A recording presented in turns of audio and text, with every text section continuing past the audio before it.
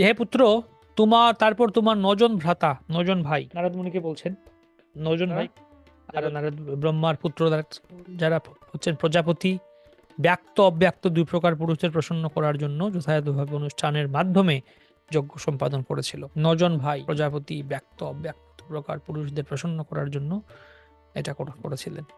তো ব্যক্ত পুরুষেরা হচ্ছেন ইন্দ্র এবং তার পার্শ্বদ দেবতারা, আর অব্যক্ত পুরুষ হচ্ছেন পরমেশ্বর ভগবান স্বয়ং। ব্যক্ত পুরুষেরা জাগতিক কার্যকর্মের নিয়ন্ত্রক, অব্যক্ত ভগবান জড় প্রকৃতির অতীত অধঃক্ষজ। কলিযুগে ব্যক্ত দেবতাদের দেখা যায় না, কেননা অন্তরিক্ষ ভ্রমণ বন্ধ হয়ে গেছে, দেবতারা এখন আর আসেন না, আগে আসতেন, আমাদের দেখার যোগ্যতাও নেই ব্যক্ত। তারপর মনুষ্য জাতির পিতা মনুগণ, মহান ঋষিরা, পিতৃগণ, দেবতাগণ, বিদ্বান পণ্ডিতেরা, দেবতা, দৈত্য, মানব, তারা ভগবানকে আরাধনা করেছিলেন। মানে যজ্ঞের দ্বারা সেই ভগবানকে আরাধনা করেছিলেন, ঠিক আছে, যজ্ঞ করার মাধ্যমে। দৈত্যরা দেবতাদের ভক্ত, কেননা তারা তাদের কাছ থেকে যথাসাধ্য জাগতিক সুযোগ সুবিধা লাভ করতে চায়, তারা ভগবানের ভক্ত। ভগবানের ভক্তরা হচ্ছেন একনিষ্ঠ, অর্থাৎ তারা ভগবানের সেবাতেই আসক্ত থাকেন, এই তাদের জাগতিক সুযোগ সুবিধা যাওয়ার কোনো সময় নেই, ভগবানের ভক্ত।